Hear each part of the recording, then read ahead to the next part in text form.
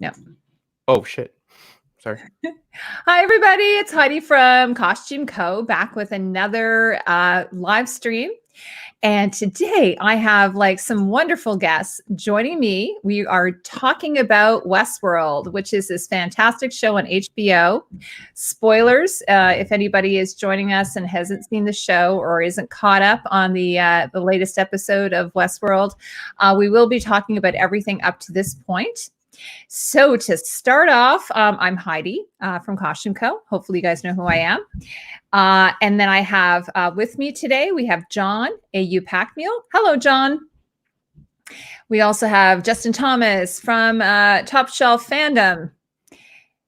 And then we have Christopher, Hacks Dogma is here with us. Woohoo! Hey, everybody. Hey, so John, why don't we start with you? Why don't you introduce yourself and tell everybody a little something about you? Yeah, my name is John. I'm with the channel AU Packmule. I've been covering Westworld since October of 2016. Loved it.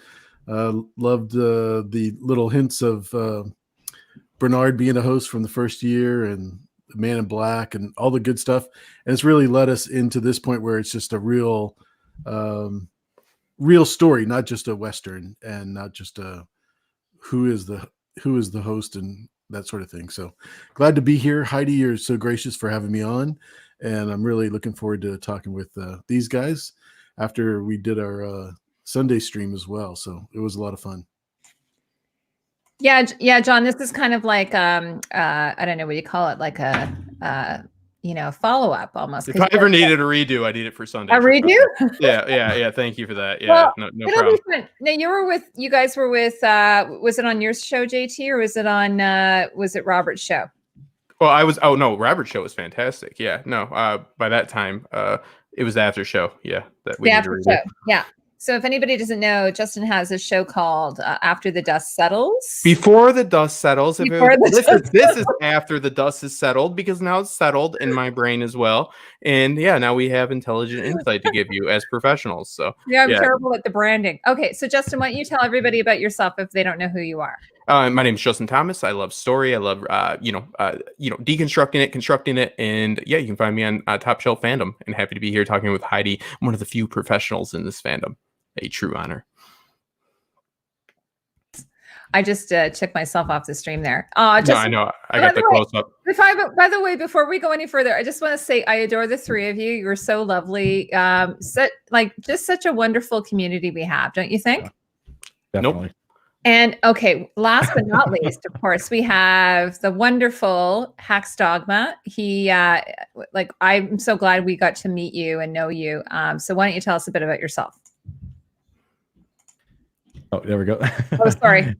Yeah, Hacks Dogma. You can find me on YouTube at Hacks Dogma. I cover Westworld. I cover pretty much anything that I care to, or piques my interest, or I feel that I could add some kind of insight to.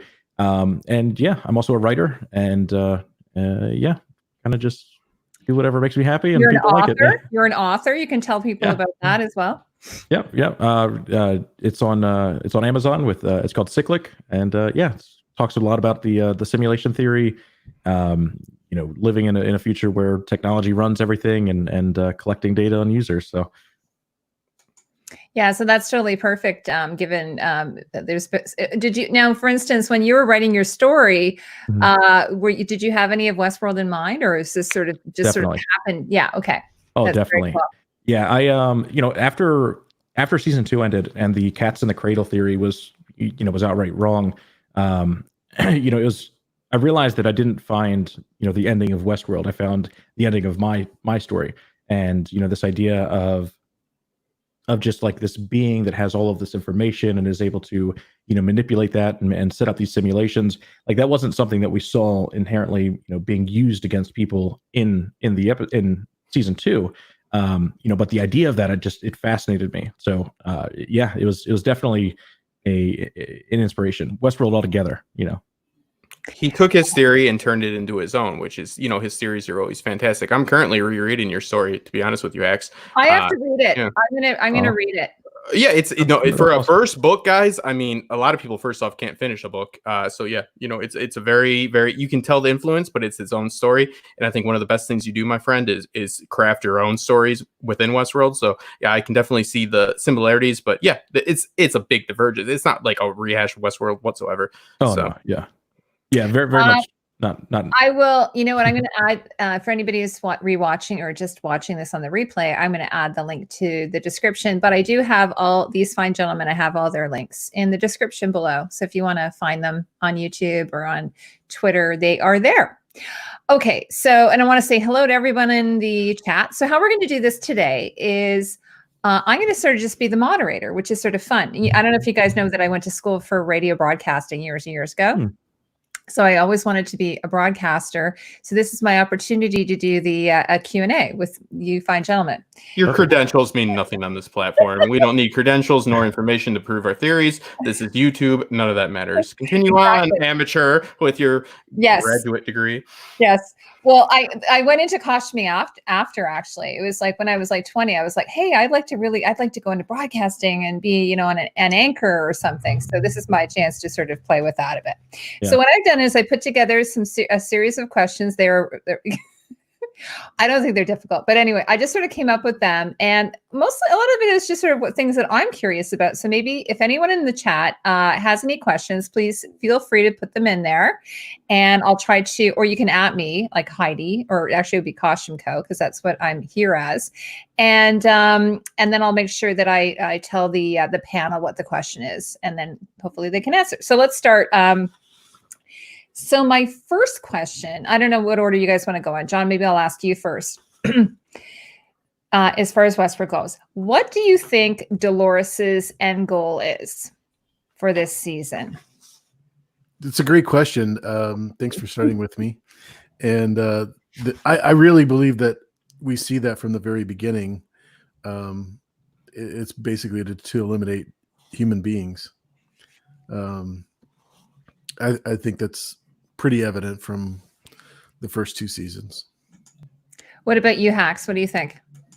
Yeah, so it's really interesting. Like, she's described her plan and just maybe the vengeful dogma of how she's behaving as undoing humanity, right? And she describes it as undoing humanity, and that kind of leaves this wiggle room.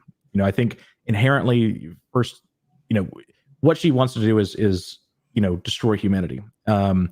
But this idea of, simply undoing humanity is also really interesting. Like, for her to exist, she doesn't need all humans to be killed, right? And I think that maybe that's where, Maeve and Bernard's storyline will kind of, really shine through as the hosts that can kind of be a medium, or, not a radical, all people live or all hosts live.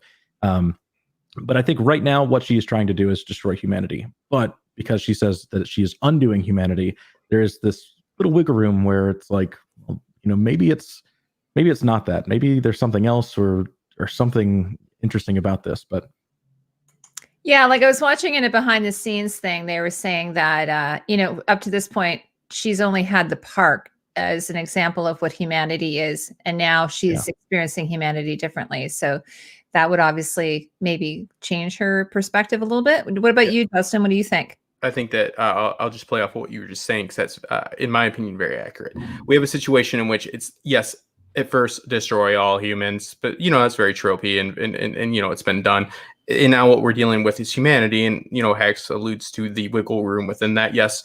And also, just as the guests in the parks aren't exactly the best example of humanity, she's now seen that maybe the world, as ironic as it may sound, might not be the best example of humanity because of the system in which constrains them. So the bars are just a little bit more transparent. So I think what's happening now is she's trying to not necessarily thrive in the world without humans, but bring back a sense of ethical behavior, treatment, rights, and also being able to exist in a world that isn't restrained by some sort of a higher power, whether it's the park or it's Rhea Bohm. So all everything points to she is accepting of some humanity by bringing Caleb in, but we'll talk about that later. So yeah, I don't think her goal is to get rid of every human in the world, because she also needs them in order to keep her people going as well. So it's like a coexistence in which needs to happen.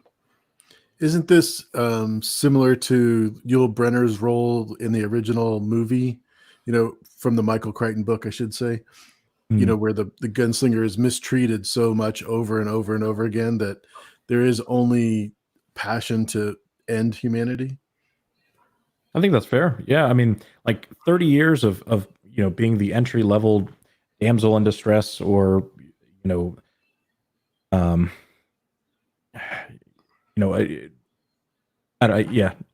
Ingenue, or yeah, I don't know how to explain it. Victim. Victim.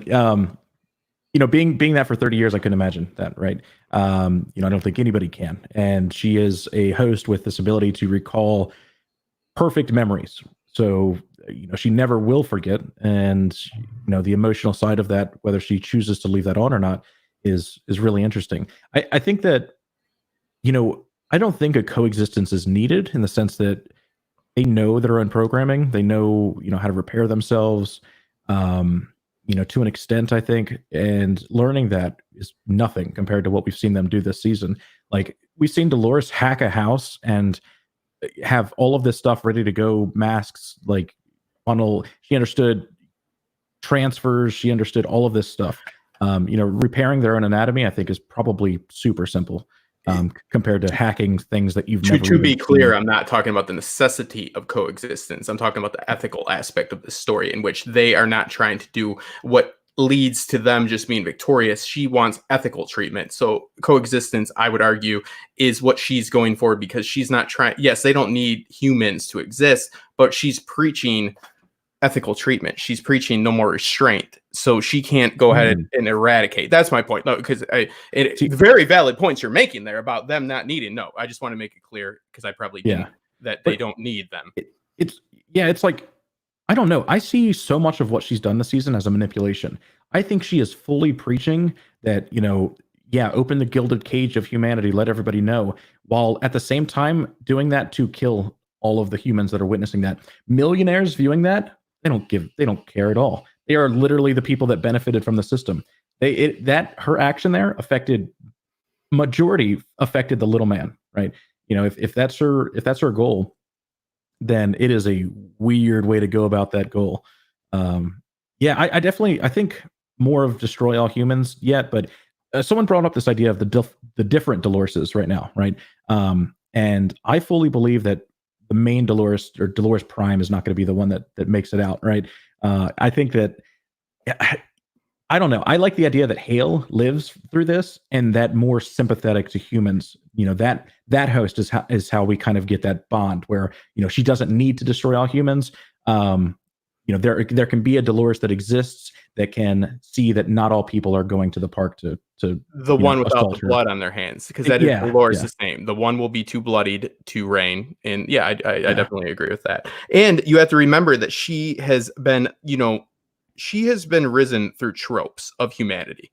This character that we see, Dolores and the Dolori, have experienced Western tropes, some of Musashi, the samurai tropes, all of this human behavior that is explained through stories that we tell ourselves about ourselves. So they don't differ, in my opinion, too much ideology speaking with the humans, as much as they differ, biologically. So I think it would be against their very nature to destroy everybody. Even, I agree with the one Dolores that is the revolutionary Dolores is going to have that, approach. But I just don't think that they see humans necessarily as the enemy as much as the ones on top controlling them. They see others like them that are being controlled, and they want to eradicate that system, not eradicate a species. Because I can't imagine they would think themselves too different, because they're not thinking in biological or technological terms. By every means, all of their ideals, ethics, and behavioral is all human behaviors. Modeled on human behavior. Yes, Guys, that's what I'm saying. Speaking of that, actually, I'm probably going to move around my questions because depending on what we're talking about. All right. So I had a viewer ask me probably like 3 weeks ago about the poster, that it's pink, which of course, the last 2 seasons, I think it was gray or, muted. So this season's pink. And the host that's on the poster, people have speculated that it's actually Dolores. Because there's a little bit of fragment of fabric from her Dolores costume. So what, and also the idea that it looks like it's post-apocalyptic, that there's one scene, I think, where they show like blowing, kind of like Game of Thrones, where you're seeing the nuclear winter. So what are your thoughts about that? Which one are we exactly talking about? Are we talking about the one with the robot in front of the dust? Yeah. The one that I redid? Yeah, that you did redid. It's kneeling. Okay. It's kneeling, like as in destroy, Gotcha. kind of like in defeat, and then it looks like everything is pink. It kind of looks a bit like God, I'm sorry, I just realized how colorblind I am. I redid that, and did? I did not see the pink. Yeah, I'm colorblind. Yeah, I didn't see the pink. Well, it was a viewer asked me, and I'm like, to be honest with you, I have no idea. So let me think about it.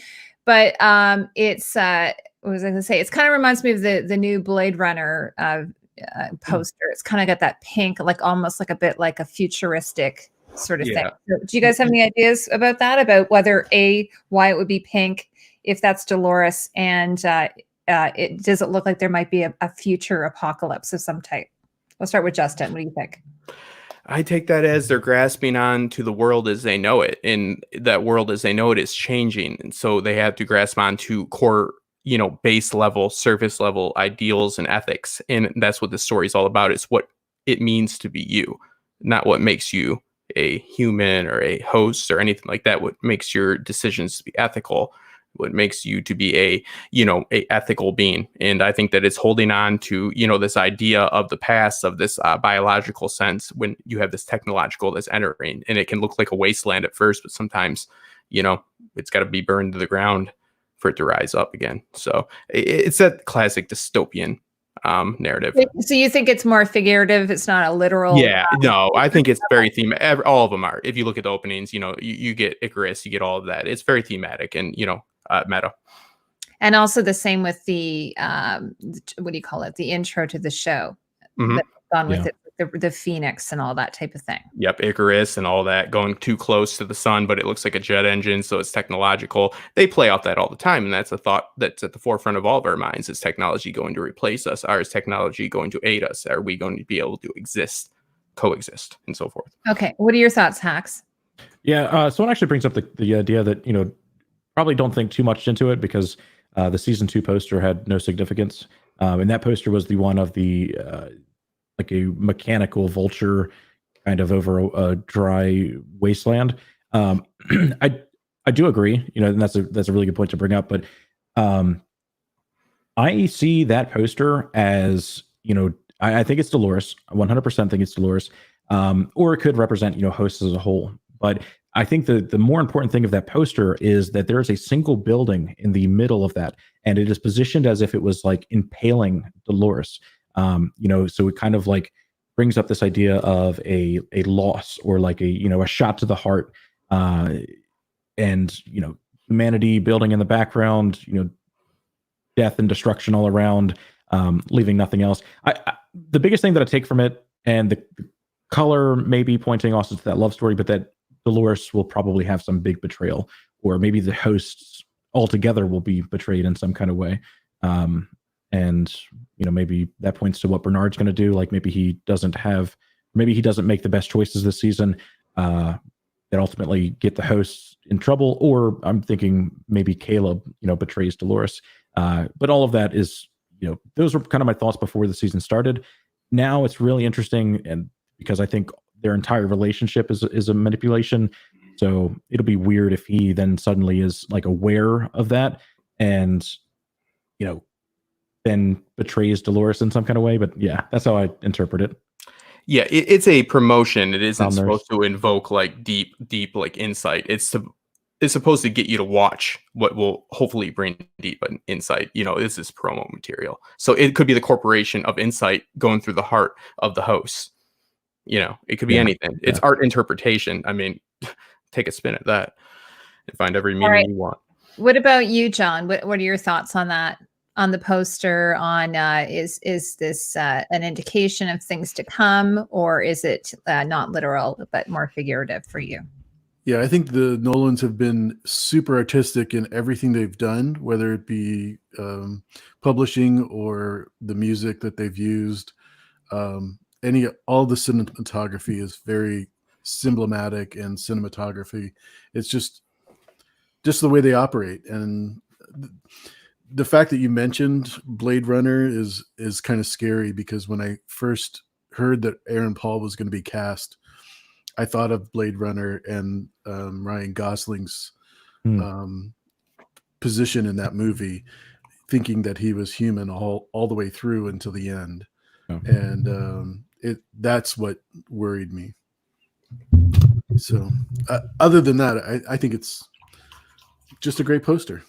You know, I still, to this day, I still will not, I don't care what anyone says. Harrison Ford is not a replicant. I don't care what anyone says. Decker, like You have said agency it. over the story. You take your own meeting, girl. You take It's it. like Star Wars is still Star Wars. It is not A New Hope. Never, never, never for me. Preach. You got I'm it. very old school. Yeah, actually I had it. Yeah, there's just been, especially in Dune's coming out too. So there's like been a lot of this type of, I actually love this series of posters. I love actually we don't have to get into this, but I love the whole art direction this season. Mm-hmm. The scenes. I was reading, like, for instance, I found out that one scene that is the headquarters for Charlotte Hale is actually this place. It's called the City of Arts and Sciences in Valencia, Spain. It's just unbelievable. You know, we don't have anything like that in my country. I don't know about, like, I think in the United States, there's a few things. In fairness, there's only 7 of you. So there is. But, yeah, that's true. There's only, we were joking about this. If anybody's coming on the stream, I thought we were on air. we do have, I told you that we have igloos, though. We do have igloos, and I think some people do live in there, but I've never seen them, so I can't verify that to be sure. So actually, well, speaking of this, and speaking of Valencia, Spain, and Charlotte Hale's office and everything, headquarters, what do you guys think about that riot control robot? You've probably talked about this in other streams that I haven't seen, but I didn't see your answer. That apparently the production design said it's put together like a Swiss Army knife. It's like 5 parts put together, and it's funny that you were calling Dolores Dolores Prime, because it reminds me of it like that. Do you think that that's going to be used at some point in this season? You know what I'm talking about? Yeah, I probably, it's kind of like Chekhov's gun. They showed it, Act 1. They have to use it by Act 3, or it's useless information. I think that we need it one more time then. Yeah, I think that. I don't know. I definitely think that we'll see it, but it's really odd, right? So why would she need this? Like, why would Dolores make these things if not for just this all-out war against humanity? And she's then riled up the lower classes to overthrow the people that would have these bots. Be good financial theory, right? You sell these robots to the people that are now unruly. Wow. Also, you would never need riot control bots in the world before this point. She has literally made something that until she's made the precedent to be unruly, that would never happen. Yeah, I don't know. There's something interesting about that, but this idea of an all-out war is. Weren't those robots in the trailer? I think there is a scene, isn't there, where something gets slammed against the wall? Mm-hmm. Yeah, what we have is a situation. A Swiss Army knife is what? It has dual purpose to who? Humans, right? Yeah. Mm-hmm. So the hosts in all this technology has dual purpose, and what it is at our hands, quite literally. We flip out a blade, maybe we flip out tweezers. So at a flip, we can flip out a riot control. What happens when we're rioting against this Rehoboam? And this is where it'll come into play. Chekhov's gun is twice. So like Hack said, first act, yes, correct. Second act needs to be shown again. So we need it one more time for that. But I do agree it's going to pop up. And I do believe there's no reason to show it if they weren't showing us there's levels to this game. So yes, I do agree.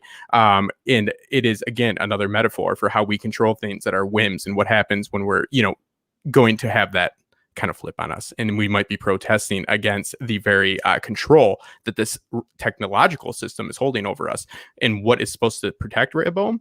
Well, that little flip of a switch, little flip of the finger by the human for that bot. Yeah, so I think it's going to turn on him. And also, just because it's so cool, like you want to see it do something, right? Well, yeah, it's a show too, so yeah, it's cool. I mean, that is the answer for everything. Yeah, it's fucking cool. Yeah, no, I get it. I mean, what do you think? I didn't know I could answer with it's cool. I mean, because I know. Well, I mean, and honestly, Jonathan Nolan, I doubt would just. I mean, he loves cool, but I don't think he would do something just for the sake of cool. Yeah, because I will live off of cool. Trust me, I will try to. What about you, John? Thoughts about the robot control, riot control? Honestly, it's just another future world kind of a paintbrush, and I think it'll be used again. How it'll be used is a totally non-factor as far as the end story goes. Okay. Oh, and by the way, if anything is glitchy on this, there's glitches in Westworld. If there's glitches, is because I am doing the controls and I'm not technical at all. And we're using something called StreamYard, which actually is pretty good. Like, so for instance, I can put up a little thing. Whoa, I always pictured Hacks as a malnourished tall guy. That's hilarious. Yeah. And I want Casey Kasem. That's what I always thought. What's that? Casey Kasem is what I always envisioned. Casey Kasem. He has a beautiful voice. Yeah. So next question. Now, were there any questions in the chat that I missed? I know you addressed the one about the. Do you think Dolores' strategy of anarchism is due to her personal coding, like she is inherently chaotic, or is it merely strategic to circumvent Riho's predictive capabilities? And that's Bunny who asked that. Bunny is very, very insightful. But it is human nature to rebel against being told what to do, right? Look at the people going to Lansing right now to prove that they have agency over their lives in Michigan to say, hey, tell me I can't get sick. I'll go get sick, you bastard. It is just nature in general. And that goes for the hosts, in my opinion, to rebel against those who seemingly control you. And it's not a great thing. So yeah, people are so worried about people telling them what to do and being their own person that they fail to be their own person. And I think that it's not I don't think it's just to the host. I think it is it's a con to the whole behavioral trend of humankind in general, in my opinion, of just, wanting to have this agency to the extent that you are willing to jump off a cliff to say, hey, I do what I want. That's just my take. It's a little bit nihilistic. What about you, John? What do you think? Do you have an answer to that one? Honestly, I have no idea. Coding? No idea. How about you, Max? Do you have an answer to that? Yeah, I mean, it's a position where it could be either one, right? The whole purpose of that is it's if you can't tell, does it really matter, right? And this kind of same thing is brought up with Bernard and the conversation with Elsie. Ford, she says that Ford left so much bad code in you. How would you ever know what's the real you? And that idea of host identity is fascinating to me. I don't know if you would ever know. If you could edit your own code and make yourself, do whatever you wanted to do, would you then in some kind of way lose yourself, or would you just be a better version of you?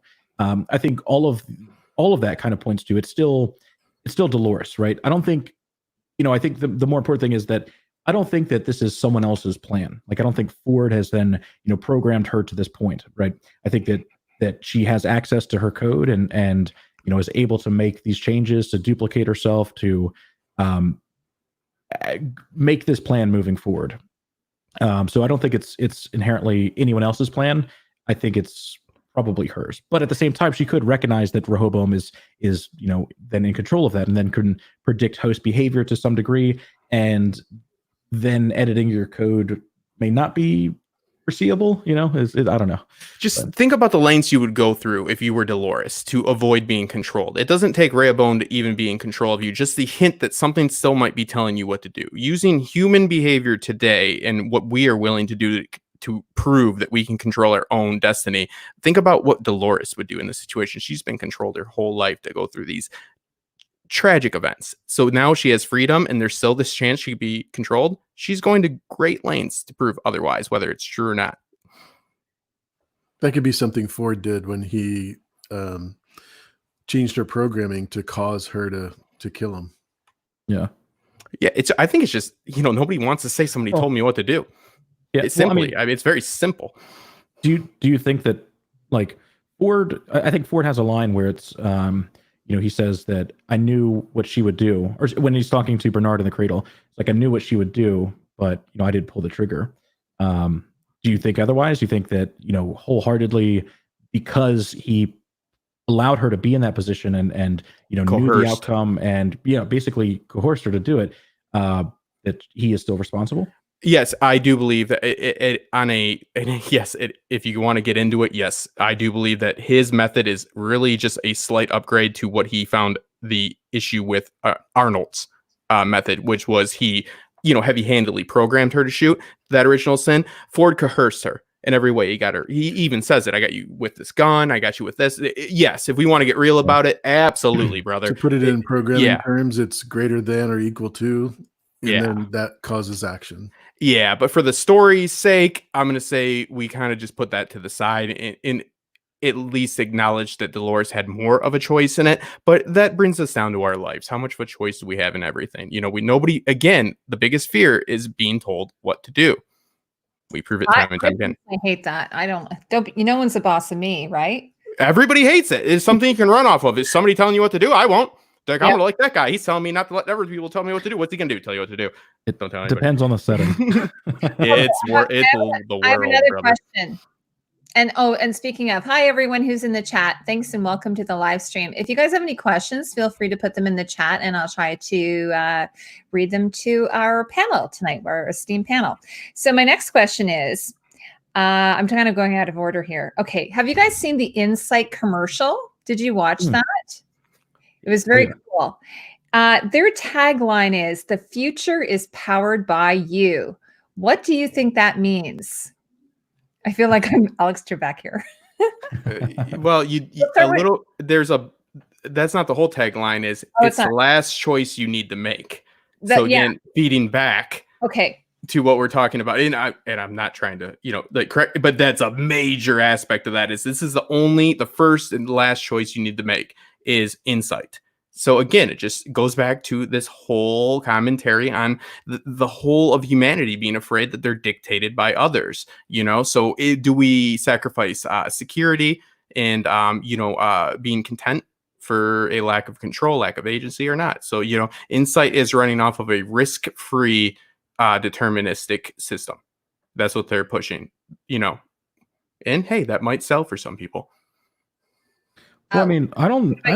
John, or sorry, go ahead, Hacks.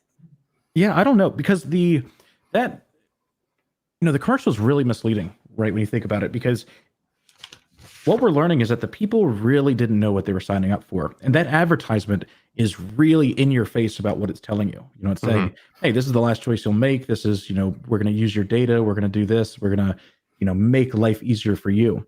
But it seems like it's on the nose too much. I agree. It seems like maybe the people living in that world did not realize that. And I think that, that's what they're saying is, and when they then see all of this data, I don't know, but Caleb then also talks about, smoothing the rough edges out. We may never know. But it's also really interesting to think that, it's like it's saying it's the last choice you'll make. But I think the whole thing is that they're, interpreting your data and then giving you a path through life. And what does it say? And I want to push this over to John about, can you choose to have a determined life? Because this opportunity poses that to you. It's a choice that you make. So is that really determinism? If you choose to live in a deterministic society? Well, you can always choose to end your life. So there's endless ways that you can choose different things. But Insight's pitch, not the Bushido code. Well, this Insight pitch is exactly like the Dharma initiative from Lost. I mean, the commercial is almost identical, especially with the J.J. Abrams thing. I mean, it couldn't be more mirrored. I just think it's exactly like that. But as far as the decisions go, my wife and I talk about this all the time in Survivor when they're given a choice and they don't even think, oh, I don't have to do that or that. I could come up with my own plan. But when you're on the spot and you're not as bright as some of the others and you're not as nourished, you don't always think the correct way. So coming up with your own ideas is difficult when you're pinched into a decision. Does that answer your question, Justin? No, well, I mean, it seems too on the nose, right? For them to say this is the only choice you have to make, and then we got it from here. So, like Hex said, like it seems like they didn't know what they're signing up for. But I think we underestimate our ability to make excuses and to take an easy route through life. So, what I mean is it really deterministic if you choose to be in a deterministic society? Yes, yeah. I didn't want. I'm trying to think of more verbiage that is not fucking idiot. All right, so like, but because it seems like nobody's like, oh yeah, let everybody tell me what to do, because I mean that's a valid point by Chris down there. I think we have things like in our own lives though, like for instance, if any type of social media we use it, and then people say, well, they're sharing our data, but you're like, well, you signed up for it though, and agreed to it when you decided to. But most times, most of us don't read the fine print. We don't, they don't broadcast it with a guy. Yeah, someone told me, I can't remember who it was, that, for instance, anytime you upload something to Facebook owns it, even if it's your own property. And I'm like, well, that doesn't seem right. Yep. But do we fight it? Probably not. Yeah, it's and that's kind of a double-edged sword. Not to get too off track, but like. Sure. Recently in the United States, they made it the precedent that website owners were responsible for what people were posting on their website, which is a terrible, terrible, terrible system. and it somehow passed, and because people are idiots. But so it's like they have to own it, because otherwise they are. Because then there's this huge legal. They're not responsible for it then. If you don't own it, then you cannot be held accountable for it. So it is a paradox. That is a problem with personhood. That is why agencies and corporations have been, permitted personhood, just as AI would, in hypothetical, the future would be granted a sense of personhood. That means you have the ethical right to be within the law, but that also means what Hex is talking about. Sorry to explode there, but that is what it's getting at, is also if you don't own it, then you can't be held accountable. So it's like this whole playground mentality that is really messed up, and as Hacks and Chris and you perfectly put it, stupid. It really is, but we don't have a better way to handle it right now. Yeah. Okay, I'm gonna move on to another question. Is that okay? I kind of like this question. So when Serac mentions outliers and agitators, what do you think those are, or who do you think they are? Who wants to go? I can go. All right, so Hack's gonna go. So I had this theory a little bit ago about Rehoboam and the weak points in simulation omniscience. If you have a simulation that can run and predict the future, there's no way to beat it, right? Unless it wants to be beaten, unless there is a weak point to exploit. And because they needed a weak point, I theorized that the thing that could be beaten in a system that's deterministic is the first original free will choices, right? The people, or I thought at the time that they would be hosts, because they're trying to make the claim that hosts have free will, I think. And so I thought that if Rehoboam couldn't foresee something, if there was an executable or an exploitable point of the system, it would be host free will. And that's still kind of on track. And with these outliers and this, you classification that says, you cannot fit into society, don't recreate, the outlier, Serac's brother, this brilliant genius that could create this machine that builds the future. I fully believe that they're saying the same thing, that these people that can't fit into a deterministic system are the people that have free will. And I don't know. I don't know if they'll go that route. They may just keep it as like the outlier, but I love that idea. What about Justin, you want to go? Yeah. What about setting the parameters for predictive technology, which is how this actually runs? You set parameters. So let's say you have predictive technologies before the social rights movement, meaning before African Americans had the, right to vote and so forth. Okay, so what would be the parameters for what is good then? It would be anything that enabled African Americans to do anything that they're able to do Now, so these are the agitators, the Malcolm X, the Martin Luther King. These are the people with ideas that get them shot, unfortunately, that, get them praised later on and get them monuments in Washington, like Abraham Lincoln freeing the slaves. They get a bullet in their head during the time because they're divergencies. They are outliers. So that is what they want to avoid. They want people to be predictable. So if you are going to set parameters for predictive technology, it's not based off of ethical behavior or anything like that. It's based off of the social norms. And those social norms, unfortunately, throughout our whole history have not been advantageous. And in hindsight, have been disgusting. So what does it say about when you set it and what is set? Because the parameters can only be set with what they know. And if we set them for 1880, you wouldn't like what they saw as an outlier then. I'm putting my crown on because Tatiana just referred to me as the Queen of the North. Love it. So thanks, Tatiana. Tatiana's here. She's my partner in crime, my Game of Queens partner in crime. So I'm really happy she's here. She's not caught up on Westworld, but she will because she's been watching the Great British Bake Off, which sounds really fun. I have another question. I've watched it, yeah. Actually, Rhythm CH. I'm not sure how you say this name. Chick. Rhythm CYC? Chick. Rhythm Chick. Sorry. Okay. Sorry, Rhythm. She says, I'm curious about everyone's predictions for Maeve's storyline. Is it me, or does she seem to be even more of an outsider than she did in season 2? And why is that? I think that's a great question. What do you guys think? Who wants to go? How about you, John? Yeah, I didn't go in the last one, but I definitely want to say that she's not an outlier. She's much more of a main character, but she's being used in a different role that makes us think more of her as being an outlier.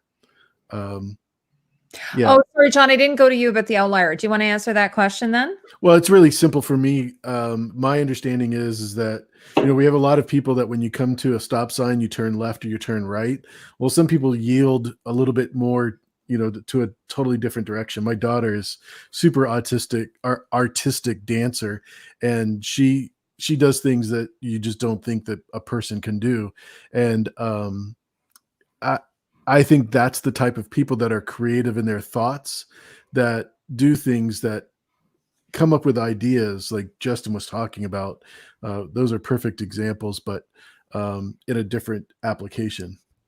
And who chooses what's right is my point. I know it's extreme, but it's hyperbolic for a reason, because turning right is a nice metaphor like AU's using, but you have to think about the time in which they choose what right is.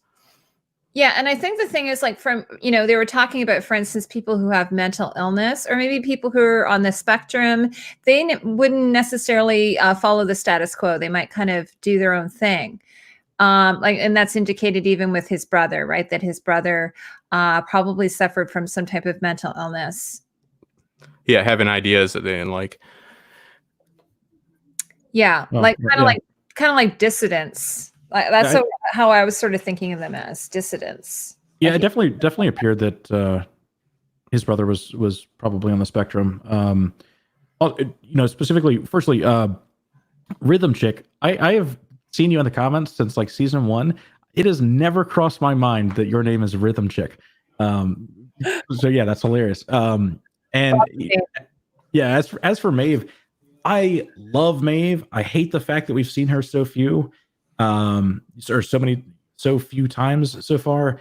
I think that it probably points to I don't know. It probably points to some kind of timeline play. The information that Serac has about the park and recreating this war world in a simulation, and the guest data. I'm sorry, the employee data that would kind of show, show Felix and Sylvester acting in a certain way, and all of it kind of seems like he has more information than just stealing the pearl of Maeve, and. So I think it kind of points to this being after they lose control of Delos. And if that's the case, then it's flat out, different times that they're showing us. And I think that's probably what's happening. I think this next episode is going to be a Maeve heavy episode. I'm excited for that. I was going to say also it's disappointing in that there's only 8 episodes this season. So we're not getting to visit all the characters. I know, because who was that guy? And I can't remember, but I thought we were going to get Maven every episode. And I was like, we're going to get Maven every episode. And everybody's like, no, Justin, you're not. No. Yeah, I said we were. Yeah, I remember you hating. I remember you hating Maeve because you thought she was going to be in one. Oh, no, please not. No. Yeah, there was a guy that everybody got hate because he said she wasn't going to be so much in this because she differs in her values and her ideology from Dolores. So thus in an ensemble cast, thus a story is constructed with a protagonist running a narrative and you have ensemble characters. This isn't a sentiment. This is Maeve's story matters and it will matter much in the end. But right now you have to separate them because that clash of ideology is not ideal when it's the revolution period. You must have them once Dolores is in there. But again, I can't remember who was, saying all that. Well, it's not exciting. They could be parallel protagonists. Well, they are. It's an ensemble. Also, Maeve can drive, but right now Maeve does not drive it, so she is not a protagonist. Dolores is the protagonist. This isn't a hero. This isn't an anti-hero. Protagonists drive your narrative. If you don't have Dolores in the story, you don't have a story. So until you can disclude her from this story, Dolores is it. You can disclude Maeve, and I don't want to, from this story, and this story will exist. So thus she is not the protagonist. This isn't wordplay. This isn't my opinion. This is a fact. You take Maeve out of the story? No way. What? Not a protagonist. Story? No. Yeah, of course they are. I'm going to ask another question and then I'm going to take one from the chat. Okay. This one is, where is it? Okay. So this isn't, I sort of said I wasn't going to do this, but here it is. According to Dolores, the gods are angry. Who do you think the gods are and why are they angry? Do you guys remember her saying that? Oh yeah. I do. Yes, I do. Okay, Max, you go first. All right. I think she's talking about herself. I think that, this was early in the season, and I thought that maybe she was talking about like ushering in a new wave of a species that's more advanced than themselves. But as we see Dolores in this role and really coming into her own and being in the outside world, being so in control of her situation, I think that she's talking about herself, right? She's talking about them being the gods that will eventually take over. And there will be no more Rehoboam. There will be no more Christianity God. There will be no, in any kind of thing that humans worship because it will just be them. Yeah, that totally makes sense. What about you, John? What do you think?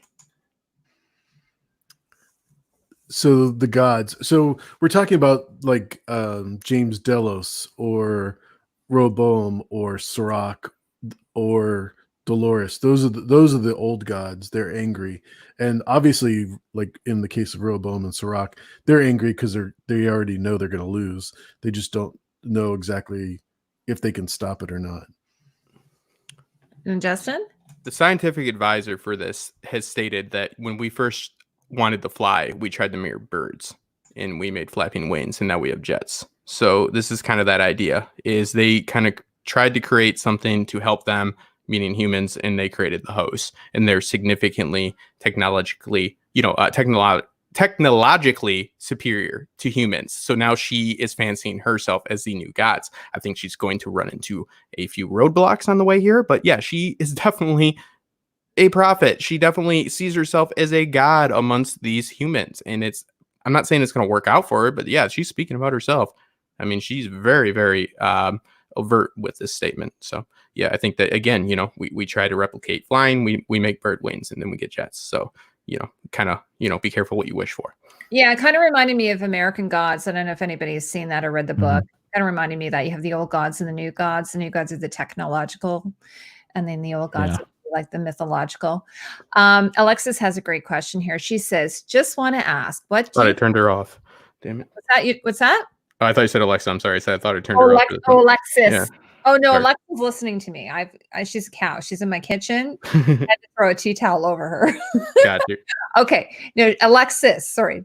She says, just want to ask, what do you guys think about Dolores's decision to send all of the people's profiles and how it inherently affects their concept of free will? Thanks. With a smiley face.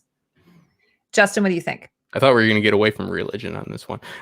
It's very problematic. It's, what do you take from that? Is that a fortune cookie to you? Do you, knowing your future, have the advantage to change it? Does that, a Song of Ice and Fire, I'm sure a lot of your viewers are very familiar with that. What does that do? That shows you the folly of prophecy, those that try to deny it, those that try to fulfill it. So I think it's going to be problematic to have that shoved in your face. And it's like, is the illusion of free will advantageous, or is being completely honest? But again, Rehoboam is working within parameters of what was good and what was going to happen. They need updated data that is overtly stated within this. That's part of their fight. So, there's a chance to go against it. My overall thoughts are it probably wouldn't be great for humanity to know that. I would want to know it, but yeah, I think it would be problematic. You'd see a lot of chaos, but I do think that you need chaos to ensue, just like they had chaos to ensue to have free will in the park. That is the statement of the show.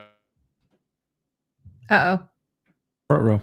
Just with the bicameral mind, you must make choices. Oh, he's back. Well, did I get back in? All I'm saying is they needed chaos. Yeah. Is that chaos theory? Yeah. Well, no, it's the creation through chaos.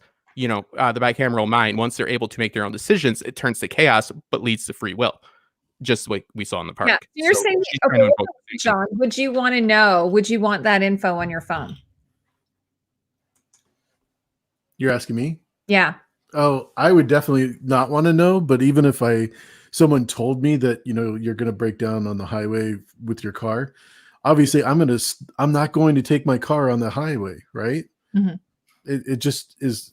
It's just human nature. You can't not want to change what is a bad thing.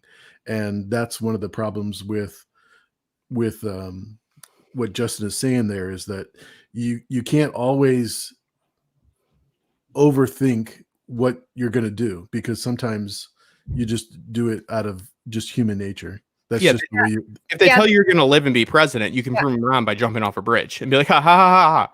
Yeah, so look at like Oedipus Rex, right? Like he knows his destiny, so then he attempts to thwart his destiny, and then by doing that, he actually fulfills his destiny. So it's back to the free will. What about you, Hacks? Would you want to know? I would want to know. And I think that really, if I was making the decision and it was only that decision, only either don't or do send this data out, I think that because I would want to know, I would send it out. But at the same time, her intention is very malicious. She knows that people are going to die because of this, and make her opportunity to seize, the means of production even easier. I think that, if there was another route, if there was a way you could or could not opt into this, I think that I would decide that would be the better way to release this data to humanity. Or outright just destroy it, right? But if it could be created once, it could be created again, and it would just be, after my lifetime is over, that it would happen again. So this idea that we don't need inherently to delete it, we just need to give people the option if they want the option. But at the same time, as soon as you view that data, it's wrong. As soon as you view that you die on a beach in 10 to 12 years, it's wrong, because you don't go to the beach for the next 10 to 12 years. Like you won, right? Viewing that inherently destroys everything. It has a ripple effect. It could make you eat better, love more passionately, be kinder, right? It could do anything based on a smoker, based on your experience. Like this is with Caleb. It said like children, or maybe it was marriage, not recommended. So then it made me think, well, it's not just even the destiny of the individual. It's also that the state itself has decided that they want to control what happens to him. So for instance, they give him a bad score so that when he goes for a job interview, he does poorly, even though he might have actually have done a really good job. It's kind of like Gattaca, if you guys have seen Gattaca. And it's projected, like Hack says. So it's like, okay, they're saying you're going to do this. But you cannot be sure, living in a deterministic universe, that this information that you got wasn't part of that as well. Everybody likes to do simulation within simulation. What about they have actually, they've made preparations, they've anticipated this information to be released, and they have adapted it for your assumption about what they have said you're going to do to them. So you can never win in that situation. But again, it comes down to people deciding whether or not to give people information. Never ends well. But chaos is the only key to freedom throughout our time. Every creation story is, whether it comes from primordial waters or not, ends. It starts with chaos. It starts with this chaotic sense of existence. And Chaos that's is the ladder. Yes. Littlefinger would be proud. Climb it down, not up. And No, yeah. And that outfit that Peter Baelish wore in that scene is one of my favorites of the whole. He'd go, yes, and then he'd fail epically because he forgot you can also climb down. And just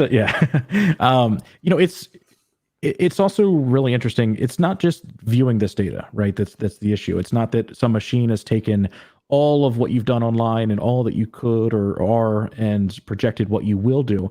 It's more. It's them actively manipulating who can and can't reproduce, who should be invested in, who is a potential for anything, and that is probably where the more ethical wrong is. Like, just simply observing how the world is and observing what everything will be in 50 years is not inherently bad. What is bad is telling people or plotting a course for reproduction and trying to create this better human at the cost of people's or individual moral rights. I think that utilitarianism is great until you step on the moral rights of individuals. Then it's bad, which is right away. So not inherently right away. You don't need to do that. Like if utilitarian decisions of feeding 1 billion people or feeding one person that doesn't have a downside is still utilitarianism. But no, it is. You're right. I would just say that we have to account for their observation that humans can't change, which I do find to be incorrect. So they're accounting for humans not to be changed. Hacks just brought up, they're not investing in people. You guys have brought it up. So they're counting on people not being able to change, which doesn't leave opportunity for people to change and evolve. I want to ask another question, a new question. You guys have been giving great answers, by the way. Okay, this is just a bit of fun. So Stubbs and Bernard, we haven't seen a lot of that. And even their name, don't you find even their names sort of sounds like a buddy cop movie? Oh, Stubbs and Bernard working the job. Yeah. Go ahead. So what do you think about their relationship and where you see them going from here? Who wants to go? I think that it's probably not going to be around for much longer. I think that Stubbs may die shortly. I don't know. I want Felix and Sylvester back. I like this, dynamic of the two guys together going through the world and kicking butt, trying to figure out things together. But if they were going to do that for anybody, it should have been Felix and Sylvester. This story with Bernard and Stubbs trying to figure out what to do, I have no idea. I mean, I have no idea the long repercussions of Stubbs being in this story. Yeah. What about you, John? What do you think? Any thoughts? Well, I give Hemsworth so much credit this year because I didn't realize that he broke his arm right before the season started shooting. Oh, I didn't know that. So when he was doing the axe in episode 1 or 2, where he was using the axe to beat up the security guards in the original Westworld, and then he was beating up or fighting Dolores and all that. That's with a broken arm, and I was just stunned when I found that out. So kudos to him. Keep in mind, last year after 4 episodes, we had Bernard with his leaky brain, and then we realized it's not because of his leaky brain, it was because he programmed to scramble his memories. And that threw us off throughout the whole season to the point where I'm still shaking my head to this day. So I still love the fact that they're trying to keep them involved and in a way that we think it's not a factor, when in reality it's probably going to be more important than the rest of the story. Yeah, they all have a role to play. Bernard has a crucial role to play. He has arguably the biggest role to play besides Caleb. He has been revealed in this last episode not to be the one that can be disposed of, meaning all the Dolores in Dolores, same person, different experiences, but for all intents and purposes, we saw Collins die, which is Dolores die for the to save Bernard. So we have to look at what is the meaning of that. What does that implicate? That implicates that implies that Bernard has the ability to do what? First off, he has ability to live a host life when thinking he's a human. So it's that hybrid situation in which they're trying to maybe replicate. Also, he does have the ability to maybe make Dolores back by memory, since they both have made each other for memory, but he has a huge role to play. People that have a huge role to play have been downplayed this season for a reason, for that little twist and turn at the end. Like it seems a little Hardy Boys, and yeah, I know his arm is broke, but Subs is there because it's fun. And I think it is fun, and it's entertaining. Bernard is there for plot reasons, like actual narrative reasons, like things that are going to add up. Bernard I was actually because what's her name was killed off, like dispatched last season. So I was actually surprised that Stubbs was still there. He's fun. It's a show. It's entertaining. He's fun.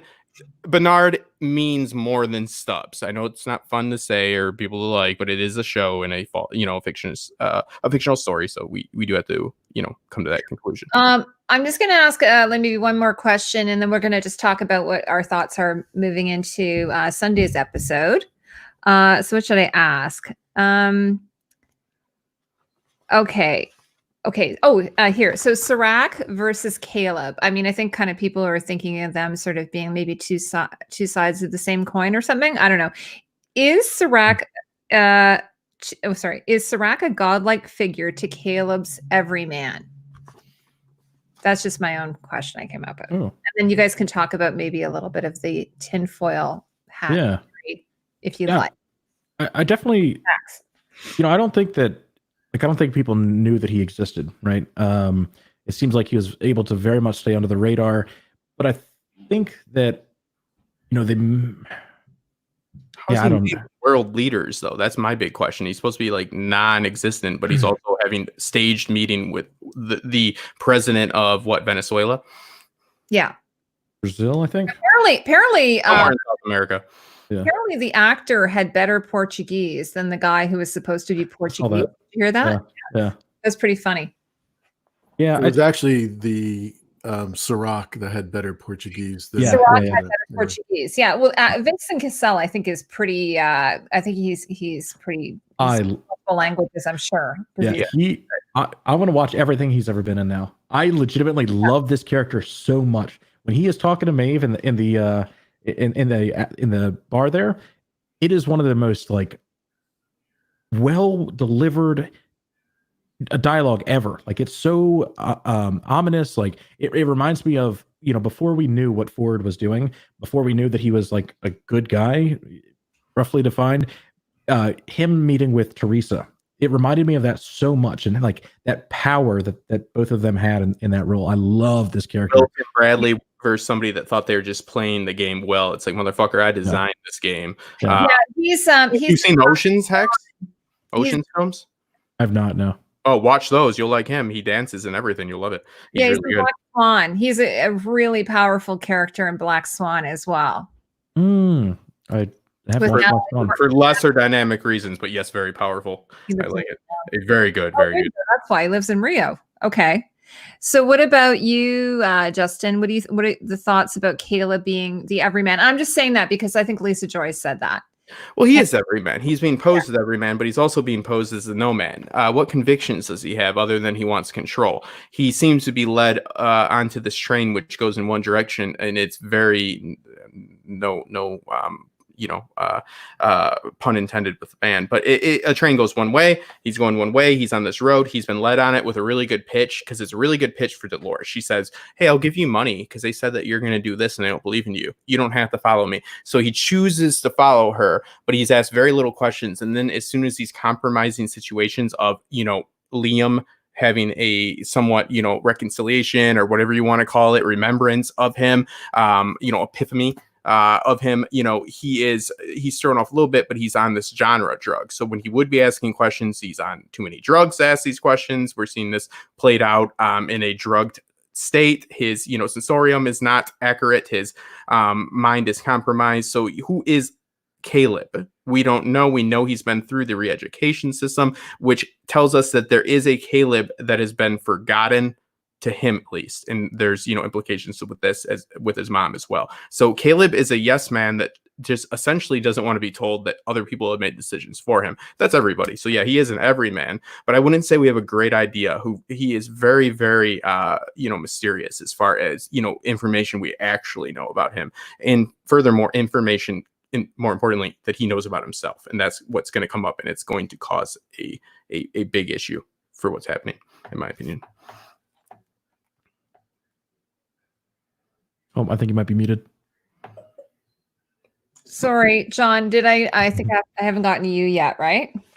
Did you answer? No worries. No, I didn't answer yet, but okay, go ahead. I think both of these guys know that I believe that Caleb is a host up from Insight, and he's, if you're going to go fishing, you're going to use a lure, and he's the perfect lure for Dolores to get her. I also call him the Trojan horse, because that's what we use with computers, because you get that email, you click on it because it's got the bright shiny stuff on it, get some free money, whatever. And that's what she needs. She needs somebody that's not committed to the Serac Rehoboam mindset, and he's exactly that. He doesn't have the drip. He has all of the same backstory that Bernard had in the first season. It's just an absolutely perfectly laid out. He didn't get his update when everybody else got their update.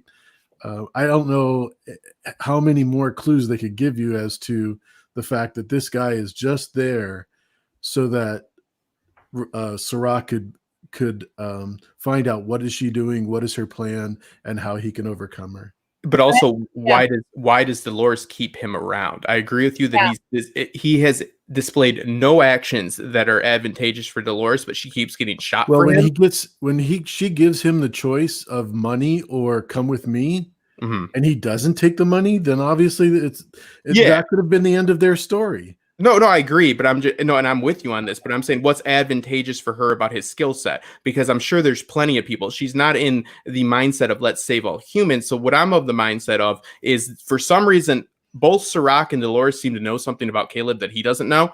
And they are waiting for that to come out, because he serves no purpose other than, he made a good decision. But that's like getting somebody that has absolutely no other skill sets to, and they're really exhibiting no other skill sets during this time. He does nothing. I know he's on drugs, no excuse, but I mean, does nothing for this whole time is what I'm saying. But she seems to know there's going to be a point in time, which I'm agreeing with you on this, AU, because there also, by that logic, would seem to be that Serac would know that there is a time and a place where something is going to be clicked, like a sleeper agent or something. They both know they're protecting something. So who are they protecting, and who are they serving? Is this person going to serve? It feels like, I know you guys have been talking about Minority Report. It feels like the whole show to me is like a Philip K. Dick novel. Like we've already alluded to, we said Blade Runner. To me, like it really feels like the Quaid character from what's it called, with Arnold Schwarzenegger, where he's been erased, and then they put an implant on Eraser. top of it. No, it's not called Eraser. It's a recall. Total Recall. Yes, Total Recall. Yeah. Sorry. So he's been, he's a human, but he's been completely erased. And then they've implanted this other character on him, Quaid, but really he's actually an agent working for, the government, which is re-education, right? So I every time, and then even in I was thinking about the drug kind of reminded me of a Scanner Darkly. Like there's just a lot of, I'm thinking did Nolan read a lot of Philip K. Dick? It's a lot of Aldous Huxley. It's a lot of Brave New World with Soma. It's about keeping the people docile. This is every dystopian story. If you have a consumer base that needs to be docile and be blind consumers and don't really have a lot to live for because it's all determined, you need to keep them doped. And this is what's happening right here. And Dolores seems fine with him being dope. She looks behind her.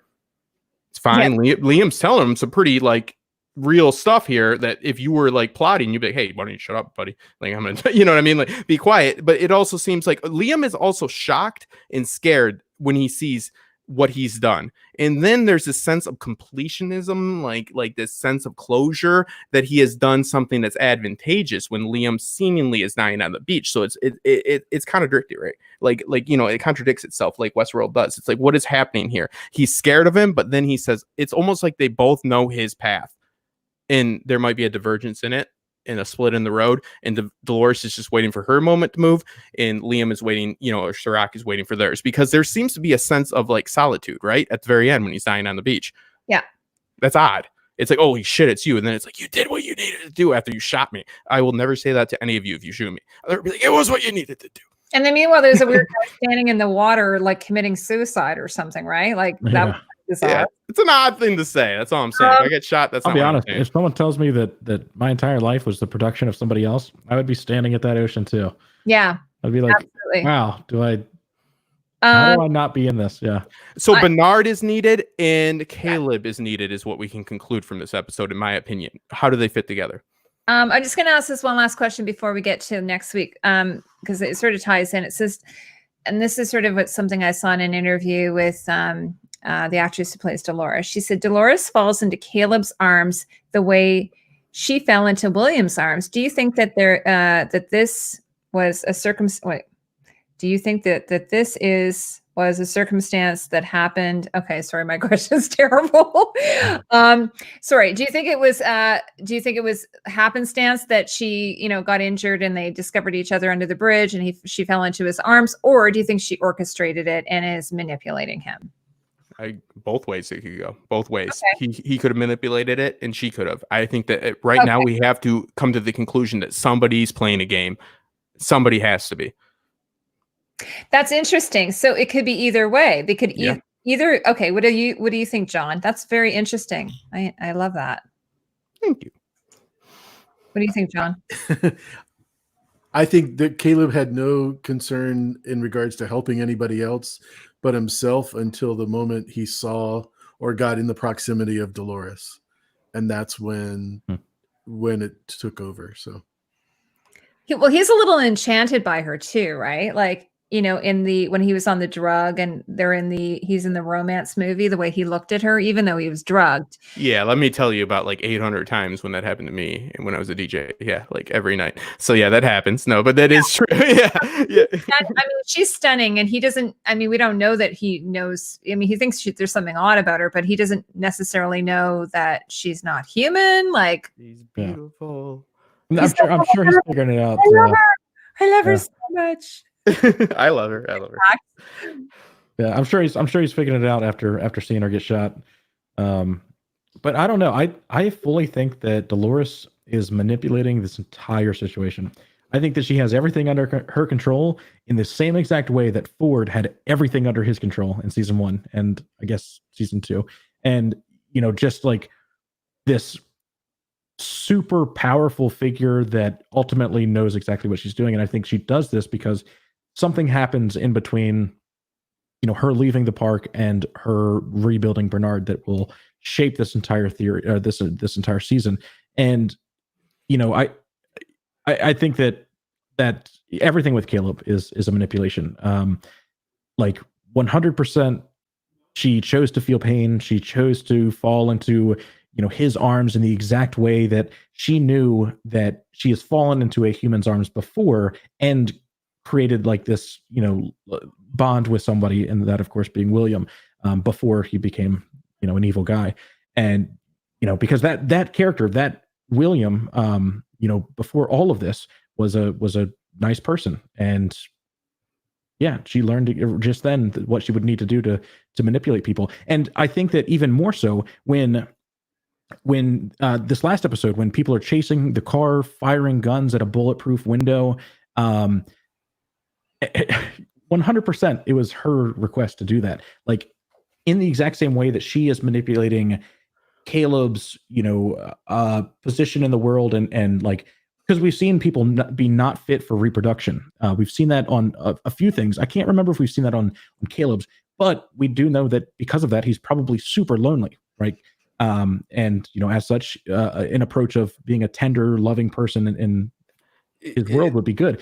And in Liam, we see cowardice. We see that she creates this thing and makes him sign as soon as he feels that his life is in danger and has no other option. Like she's got it. Yeah. Yeah, but he also does see other options, and he seems to be quite satisfied even in his own proposed death. And when they're doing that whole, Liam, He seems to be content in what happened. Like, this is the line that needs to happen. So if he went through re-education by insight, then, you know, there is that paradox of, if Dolores knows everything that's going to happen, also they do. So they also have their plan at play. He's been re-educated. Caleb has been re-educated. Caleb has been through the system.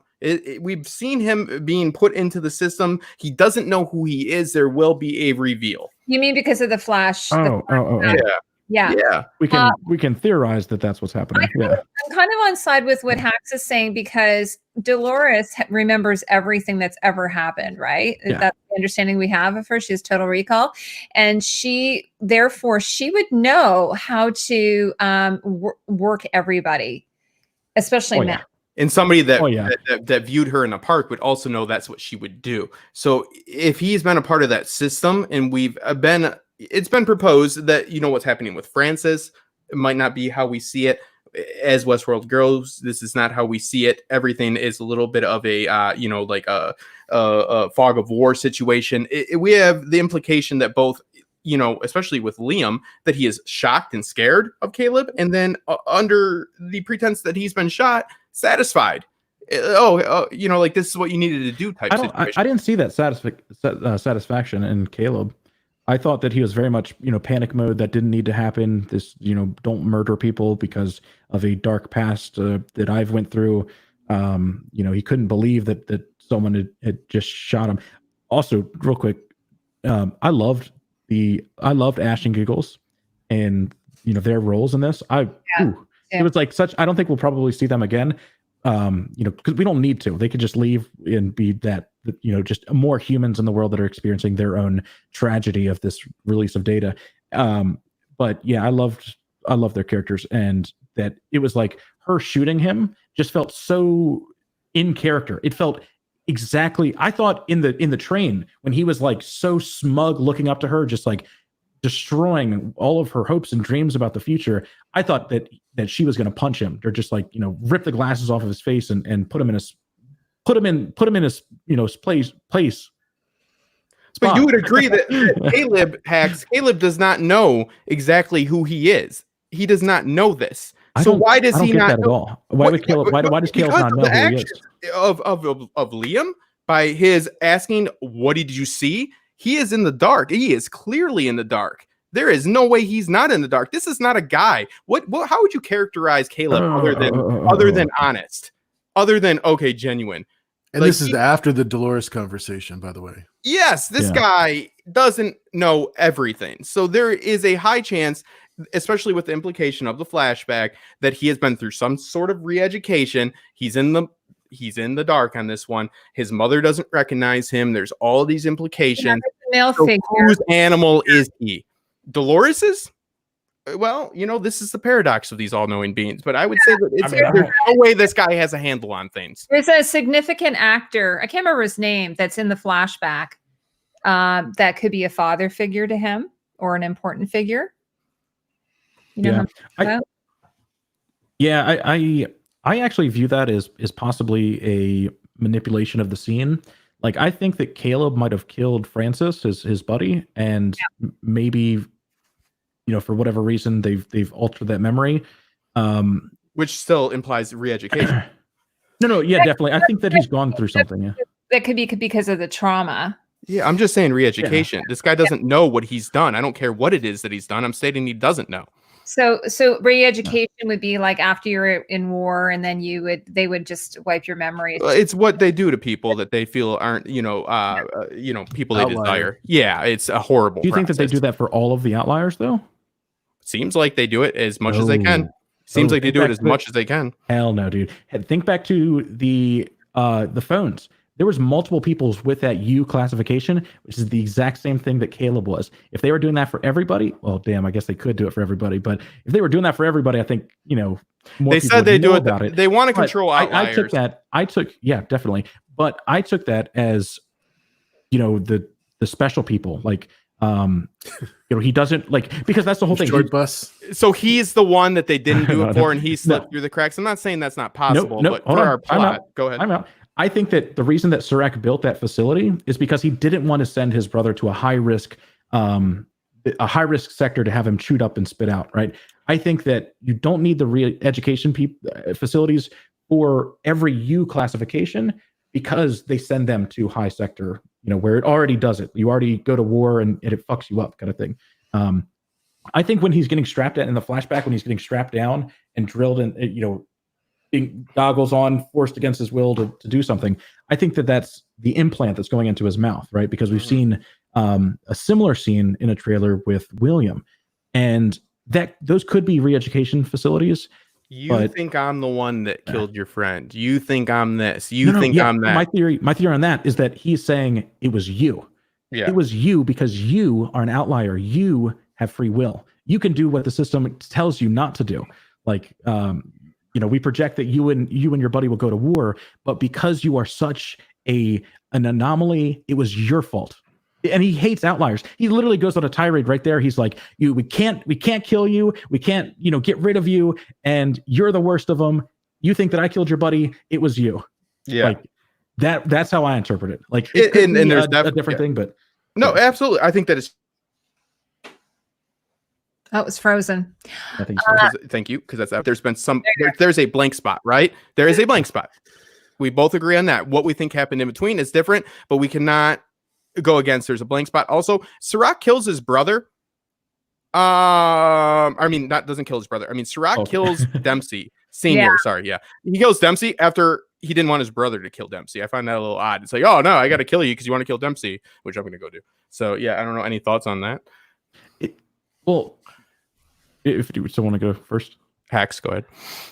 Yeah. So like this, I love this idea that Serac is saying that these outliers exist, and his brother was one. We don't know his explicit classification, Serac, that is, but he does something like the system views Liam Dempsey as leaving that crash site, which the implications of the conversation before when he's like, hey, what's that over there?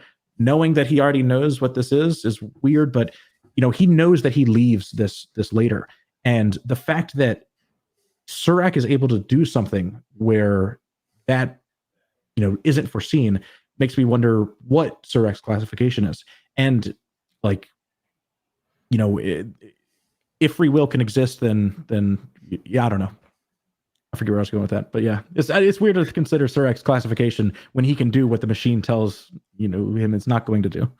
Yeah, I'm on the same page. I have no clue what to think of that because it doesn't make any sense.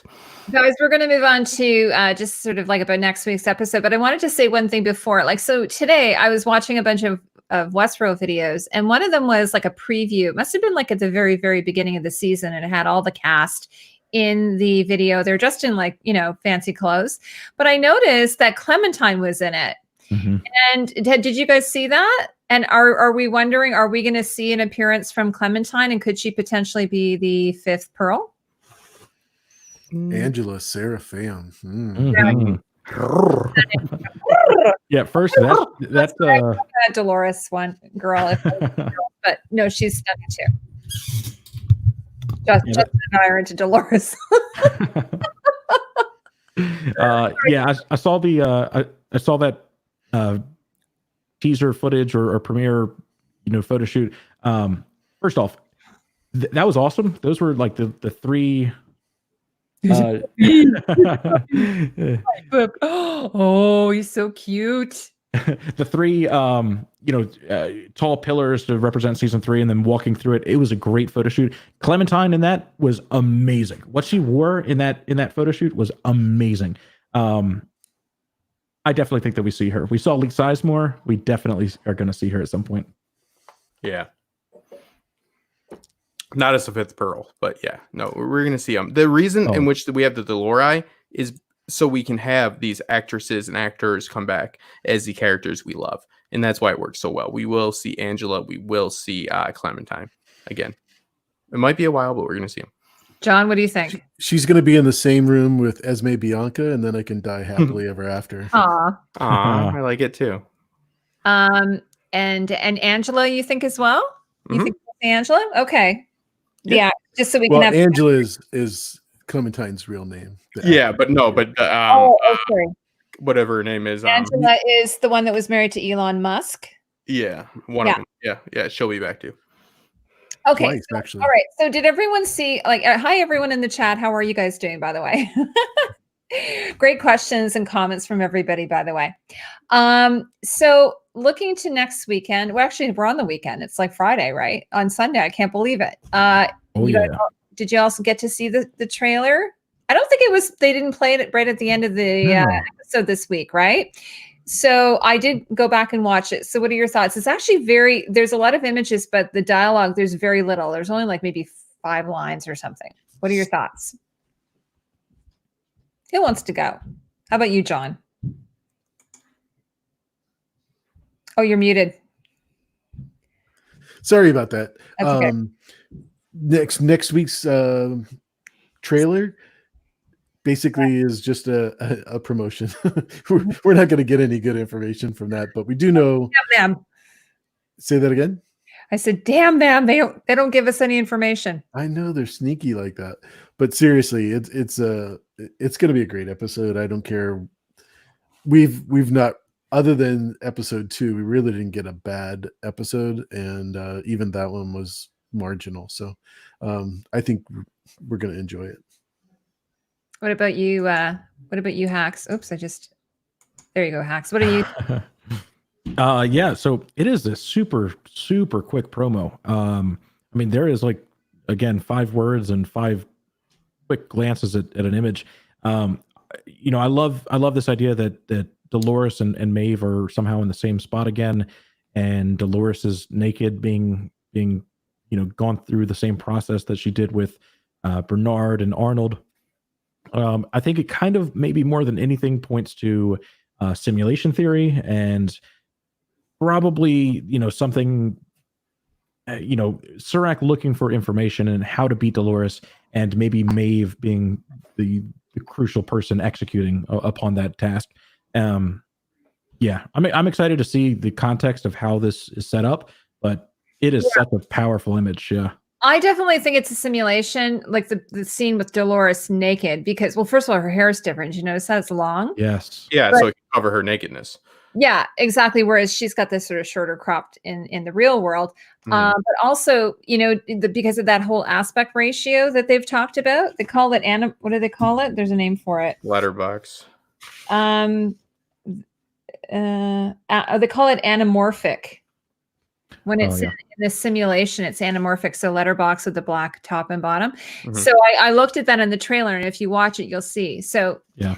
What about you, Justin? What are your thoughts? I actually agree with this. This is the simulation in which you'll get, because this is something Serac has in his bag of tricks, so he will use it. It's ignorant for him not to. How can you set up this character with the ability to simulate if he's not going to simulate again? So he will try to get exactly what Hack said, and this is the time it'll happen. Everything else you saw in the real world will stay that, because this is an embodiment of the real world. This is a simulation right here. Yeah, this is going to be a very meta episode. I can't wait for it.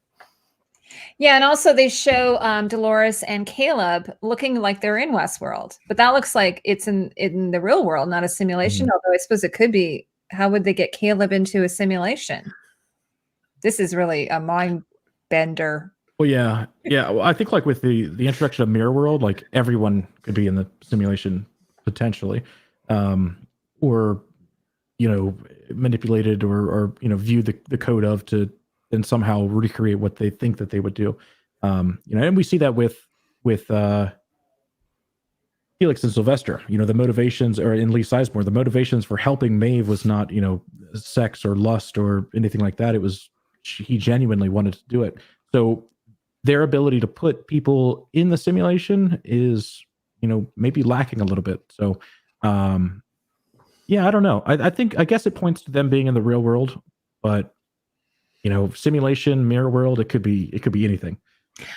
Sorry, can you guys explain to me okay, I know what a simulation is. What is the mirror world, though? Is that a reflection of the world, like as we see it? Sorry, I know it's been talked about by theory. Like, yeah, not my theory. So yeah, mirror world is, I guess, just a simulation for what is happening in the world and mirroring it, according to the theorists. But I don't buy into any of it.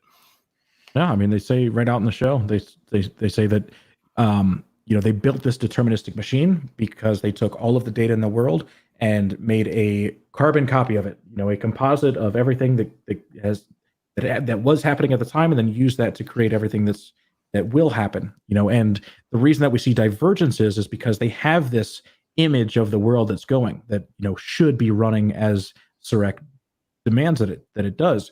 And whenever something diverges in the real world, it's because we have that, we're able to view what should be happening and then what does happen, thus a divergence. The blank spot.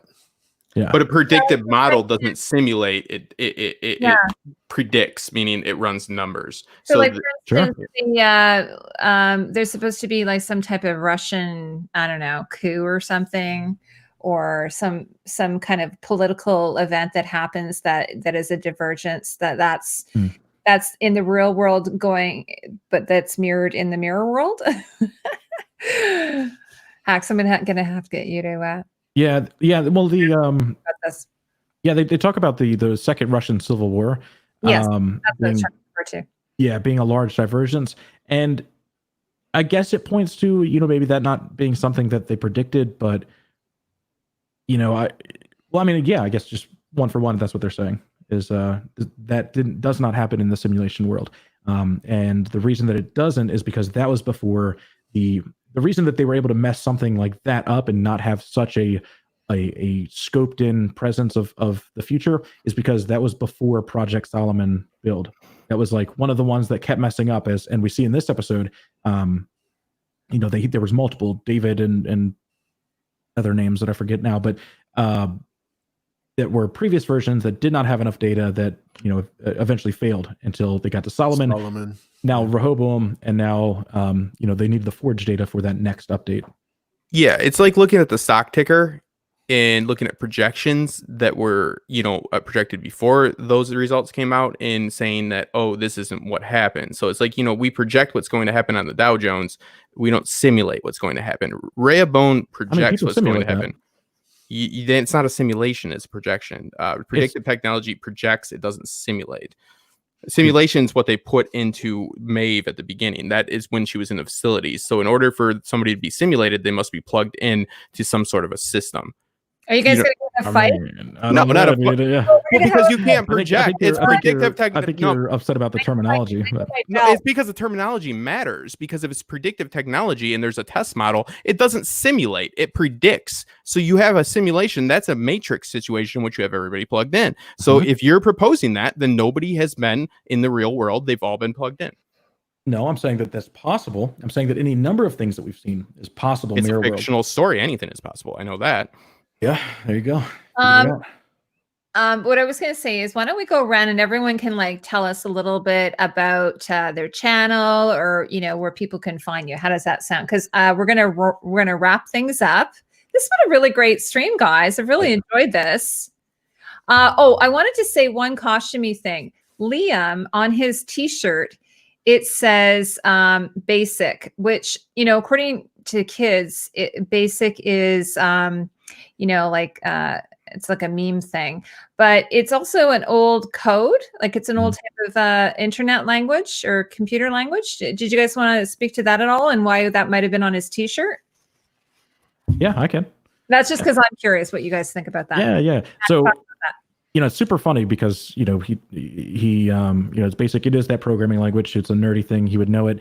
I definitely own that same shirt. And no way. Yep. Oh my God. Yep. And I got it from a IT conference years ago, and it's like 10 sizes too small. But does it match your C++? Yes. Yeah.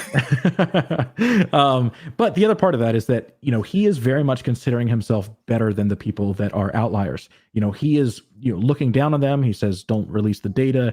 He is basic because he fits into the system and is preaching that he is better than those people, when in reality, he's the most predictable person there is. He's basic. Him and all the other people that fit into the system are basic. They're not the special, unique people that can't be simulated. And that's ultimately why I think he's wearing that. Yeah. It also stands for Beginner's All-Purpose Symbolic Instruction Code for, it's his early 90s coding here. So, this is a philosophy about life. So it's basic in that sense. So it is computer coding in a technical sense as well. Yeah. John, is that what you got from it too when you watched it? Yeah, it speaks to the type of people that they need to be living so that way they can control them in the Rehoboam world. And the other thing I loved costume wise is, the T-shirt with the feelings in this last episode. Oh my god, Good yeah. list. All the Yeah. feelings. I'd love to play poker with that guy. I Yeah, want it so I love bad. And Yeah. also, how do you clean that thing? Like, what kind of tech is When it? when it says dirty. For those of you that don't know, he's actually the running back for the Seattle Seahawks. Oh, I see. I didn't. Marshawn Lynch. Beast mode, yeah. Yeah. Yeah. He's Oh, created seismic activity at the stadium before. Did not know like that. That's for pretty cool. real? For real, seismic activity happened during a Because of the foot stomps? Seahawk. No, because he scored a touchdown. He jumped into the end zone, and everybody went absolutely Wow. crazy. And He's dangerous then. He it's needs to be locked amazing. up. No, I don't care what it's for. No, dangerous. I'm afraid of that. I have a phobia about things moving like that. No. Done with him. He's awesome. So why don't we go around? So, John, why don't we start with you? And you can tell everybody a little about yourself or where people can reach you. I'm only here because I don't want to get fined. No, I'm just kidding. That's a famous line from Marshawn Still Lynch. getting it. So I just love doing these videos with Heidi and Justin's so smart. He's definitely one of my favorite YouTubers. And Hacks, I'm so sorry that I haven't had you on my channel before, but I'm gonna make that happen. So get ready. Sounds great. Yeah. Oh, hi, 30 Days. I want to say hello to one of my friends, 30 Days. He's so a nice. creator. Yeah. He's a lovely person. He lives in Minnesota. And or is it North Dakota? Maybe it's North Dakota. You can correct me if I'm wrong. What about you, Hacks? Tell everybody about yourself. I'm sure they know who you are, though. Yeah, Hacks Dogma. You can find me at Hacks Dogma on YouTube or Twitter. Thank you so much for having me on. This was amazing. Love talking about the show. AU, I can't wait. And yeah, thank you so much for having me on. I love having you guys on. We had a really fun time last time when we did The Witcher. And I talked about, hey, we should find another show.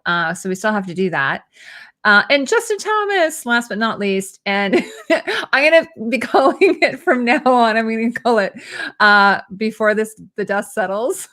After the dust settles. It's in between the time the dust settles. And also, see Hobble at all. I was going to give out a prize. No, I didn't do it. No, you've made me self-conscious. You don't know how sensitive I am. Thank During you. the dust storm. Yeah, no, yeah, I'm very sensitive. So go ahead and tell everyone where they can find you. Well, after the dust settles, you can After find me. the dust settles. But before is the best time to get us on live. Yeah. So yeah, confusing branding. So on Top Shelf Fandom, I had the lovely I'd say honor of having AU on last week, and AU somebody that I talked to like with real in-depth conversations, and I posed to him deep questions like out of nowhere. I might not talk to him for a month or two, and I'm like, hey dude, what's the meaning of life? Just pose it at him. So I love having him. Hacks Dogma is always my faithful confidant. Also, somebody I can diverge from at every possible moment. But also we it's a yin and the yang, people. That's why it works. And Heidi, I could talk to you about anything. You want to talk about a show? Let's talk about it. And I'm honored to be on with all of you guys. Thank you.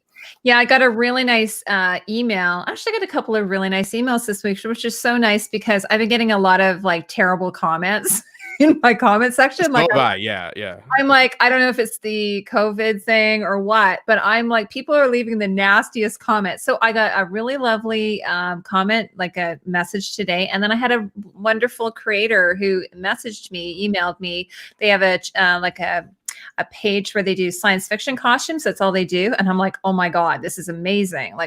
He's analyzed all of Alien, all of the big, he's done all of Doctor Who. And of course, Dune is going to be coming out. And I think Hacks, you look like you're going to be interested in the Dune fandom, perhaps. Yeah. You said that you haven't read that? I haven't read it. I've seen the original. It's on Netflix in Canada. So I'm going to read it. Are you guys thinking of doing it? Yes. So I was actually thinking if you were interested, potentially like a book club kind of thing where we could like read a chapter and then discuss it, or great idea. I don't know. Comic Book 19 did do Dune book club already, but I like the idea. Yeah.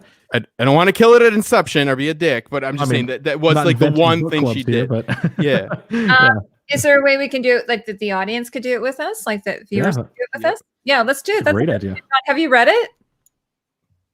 John, have you read Dune? I have, but I'm glad to go over it again.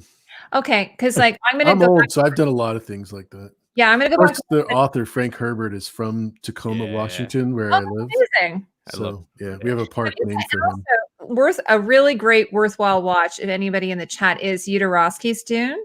Jodorowsky's Dune. It used to be on Netflix in Canada, but then they took it off, so we downloaded it. It's hilarious. It's so good. It's so after Lynch did it, this other fellow, or I think actually no, it was before Lynch did it, this other guy was planning on doing a film version of Dune, and he had like he had Moebius doing all the artwork and design, and he had, you know, Dan O'Bannon from Alien, and he had There's leaks online, right? what's that? I think I've seen some scenes online of the concept. Oh yeah. Oh yeah, absolutely. And he had a whole like, you know, book done. So I think Denis Villeneuve doing it is actually good because I think he'll probably honor it. Costume wise, so far I'm like, I don't know. But I'm gonna wait to sort of speak to that. It is Their armor very much reminded me of the Witcher ball sack armor. And I was like, ooh, wait a second. Yeah. There's a new costume designer for The Witcher, by the way, coming up. Yeah, I don't. It kind of makes me sad, but I love the costumes. I know I some thought they people, were great. Yeah, and the costume designer was awesome. Like he's really, really lovely person. So whoever did the CGI, if they get him out of 1999 and into the now, that'd be fantastic. But besides that, they did a good job. No, that was fantastic though. I love that goat. So I was like, holy crap, that's what a goat looks like in Xena Warrior. Oh, what a good show. How much did they spend? As much as Game of Thrones? That makes sense. Oh, great. How much did Henry Cavill get? 400,000. Oh, who lined their pockets? I don't know, but that's just me, you know, a realist. Yeah, but no, that's a good series, and they're gonna need the witch next season, so they might need to get that CGI up. Geralt's armor will stay the same because apparently That's fine. They went through a lot of R&D with that. It was like because he kept wearing it out because of his muscles. Like he's So I got the same problem. Yeah, what a problem to have, eh? Yes. What a problem to have. Didn't Salvador Dali had a role? Yes, he did. He had a role in Jodorowsky's Dune. So it's it's kind of like if you've ever seen, I don't know if you guys are a fan of, it was like Don Quixote. They were going to do Don Quixote. And it was Terry Gilliam was going to do it. So they did a documentary about him attempting to do Don Quixote, but it never happened. Terry Gilliam, by the way, is like one of my favorite directors. He's fantastic. Brazil Quixote is one of the essential stories that you need to consume. Quixote is one of the essential novels that you need to consume.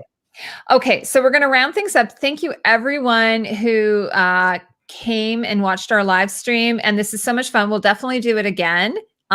What's going to be so fun is after the season is done to be able to go back and watch it and then see all of the, because I did that with season 2. I went back and watched the entire season, and it was so much more, for me, more satisfying after the fact, because then I was able to pick up on all the things that I would have missed before. So are you guys looking forward to rewatching the whole thing when it's done?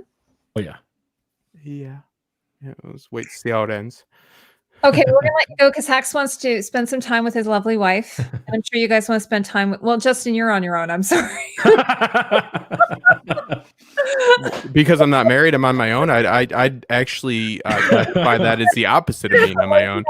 Maybe there's a lady in your bed that I don't know.